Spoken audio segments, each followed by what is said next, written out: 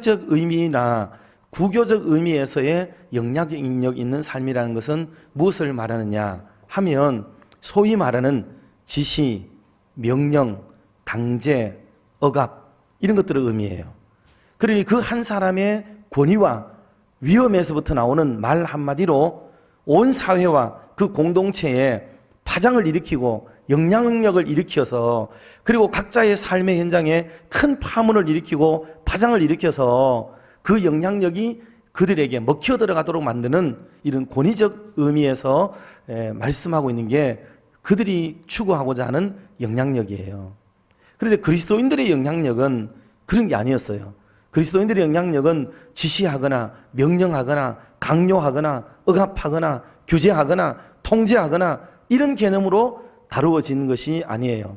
오늘 살아가는 대한민국의 기독 성도들의 굉장히 많은 사람들의 사고방식이 말씀을 드리지만은 이 유대교적 방식을 그대로 지금 가지고 있다는 이 놀라운 사실이에요. 여러분 이거 정말 위험합니다. 대한민국 정말 위험해요. 그래서 한국 교회가 깨어나야 되고 정말 우리가 주님이 원하는 기독교인이 되어야 되는 거지. 이게 우리도 알지 못하는 사이에 우리보다 100년이나 먼저 앞서 들어온 천주교의 영향을 그대로 지금 뼛속 깊이 받아 있단 말이죠. 뼛속 깊이. 그래서 교회도 목사가 제일 높고 장로님이 그 다음 높고 교회는 다 계급화가 되어져 버리고 전부 그 사람들이 막 빌빌 붙어야 살아가는 것처럼 보이게 되고 교회가 어디 그런 게 있습니까? 교회는 그런 거 없습니다. 교회는 목사 위에 목사 없고 장로 위에 장로 없고 교회는 모두가 평등하고 동등한 거예요. 다만 그 직무상 하는 일이 저는 오늘 설교를 해야 될 사람이기에 여기 올라와 있는 것 뿐이지 저도 내려가면 여러분들과 똑같은 하나의 성도이고 신자일 뿐이에요. 여러분 우리가 이런 마인드를 가지고 해야 되는데 이걸 가지고 권세를 부리고 권한을 행사하려고 하고 여러분 이렇게 하는 것들은 이런 행위들은 이거 기독교가 아닙니다. 기독교. 이건 전부 천주교예요. 천주교. 천주교의 사제와 천주교는 전부 계급화되어 있습니다. 그래서 사제가 있고 위에 또 이렇게 교황까지 올라가는 추기경부터 시작해가지고 쭉 내려오는 그런 계급이 다 있단 말입니다. 계급. 유대교도 철저하게 그렇게 되어 있고요. 근데 기독교가 자꾸 계급화되고 이렇게 되는 것도 심각한 개혁의 대상 중에 하나가 바로 이겁니다. 그저 좀 더 서로 사랑하고 섬기고 직분이 더 중하다는 말의 의미는 그만큼 섬겨야 될 대상이 많다는 걸 의미하는 거예요. 그러니 교회는 이 영향력이 있다는 말의 의미를 너무나도 오해하고 있다는 거죠. 그래서 우리는 반대로 생각하면 거의 맞을 정도로 우리는 좀 많이 이탈되어 있습니다, 지금. 그래서 늘 겸손하시고, 여러분, 교회에서 큰 소리 치지 마세요. 교회에서 다른 사람이 얘기할 때 자기의 포지션을 가지고 권위를 부리고 엄의를 부리고 엄포를 놓고 얘기하는 거 하지 마세요. 그거 그 신앙인이 하는 게 아닙니다. 신앙인이 그럴수록 더 겸손하게 그럴수록 더 낮아져서 해야 되지요. 여러분 식당에 가보세요.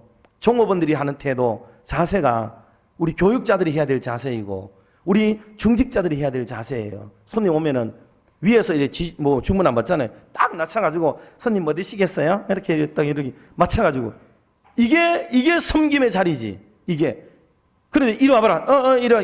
김 목사 이리 와봐라. 이리 와봐라. 이 집사 이리 와봐라. 이리 와봐라.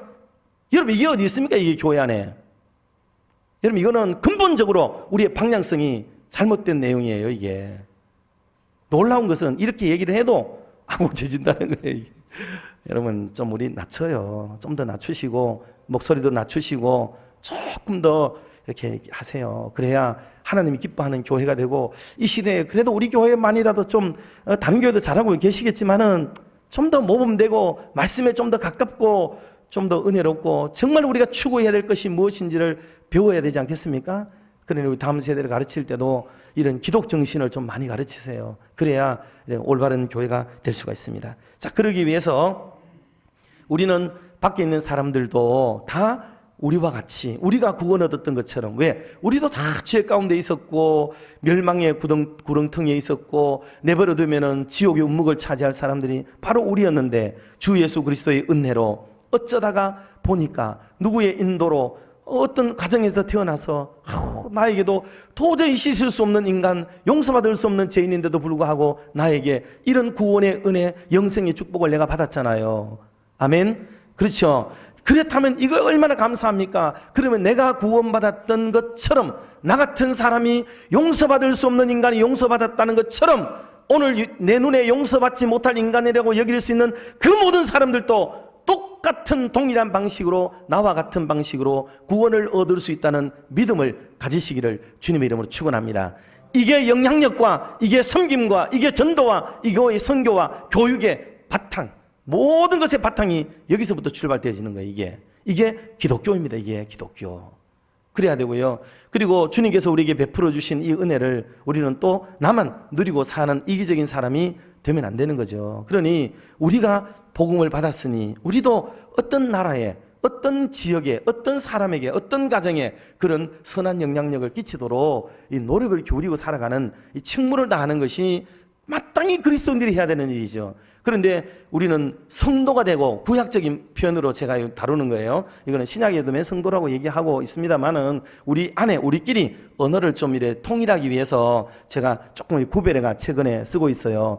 구약적인 성도의 개념으로 우리가 바라보고 그리스도인이라고 이래 좀 구별해서 생각했을 때, 나누어서 생각할 때, 다른 데 가면 그건 나누면 안 됩니다. 욕먹어요. 그렇지 않지만 우리끼리 서로 설교 언어로서 좀 통하기 위해서는 그렇게 구별을 좀 지어서 정의를 하고 생각한다면, 구약적 성도들은 자기를 만족하게 하고 자기를 이롭게 하고 자기를 채우고 자기가 축복받고 자기가 은혜 받고 이것을 만족으로 여기는 거죠. 그래서 신약에 주님이 그러셨어요.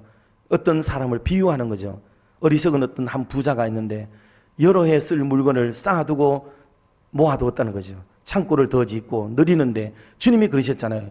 어리석은 자여, 오늘 밤에 네 영혼을 취해 가신다면 네 쌓아둔 것은 네 것이 되겠느냐 하는 말씀의 의미가 누구에게 말하느냐 하면 유대교가 그렇게 살아오고 있다는 거예요. 자기들은 배만 느리고 계속해서 자기의 사이즈만 느리고 계속해서 자기들이 창고만 짓고 그게 축복이라고 여기고 그게 하나님의 은혜라고 여기고 그게 복받았다고 생각한다는 거예요. 그런데 기독교인의 삶은 그게 아니라는 것을 말하면서 그 시로부터 그리스도인들의 삶의 방식을 완전히 바꾸는 겁니다. 그래서 축복의 통로가 되고 나누어주고 베풀어주는 사람이 되고 가난한 자들이 눈에 들어오고 복음을 듣지 못한 자들이 내 눈에 들어오게 되고 내가 주님 앞에 설 때에 의젓이 설 수 있는 사람이 되어야 되지 않겠습니까? 찬송가에 나오는 것처럼 내가 주님 앞에 설 때에 상받게 하옵소서라고 부르는 찬송처럼 우리는 주님 앞에 섰을 때에 이 모든 것들을 받아 누리려는 이런 마음을 갖고 믿음의 방향성을 설정하고 오늘을 살아가는 것, 이게 바로 그리스도인들의 삶의 방식이라는 것을 우리 명확히 구별을 할 수가 있어야 되겠습니다.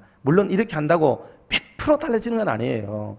그 안에 그리스도인들이 복을 받고 역시 그런 간증이 있고 이런 것들은 당연히 일어나는 일들입니다. 그러나 전체적인 굴곡에서 있어서 이런 방향성을 크게 가지고 있다 하는 뜻으로 여러분 이해를 하시고, 하나님 복을 주시는데 내가 뭐 잘못됐나 이렇게 생각하지는 않으셔도 괜찮습니다. 하나님이 우리에게 주시는 것은 다 주를 위하여 또 몸된 교회와 그리고 죽어가는 영혼들 생명사역을 위해서 하나님이 주시고 맡겨주신 것이다 라는 청지의식을 가지고 우리가 이 땅 가운데 정말 영향력을 행사하며 살아갈 수 있게 되기를 주님의 이름으로 축원합니다.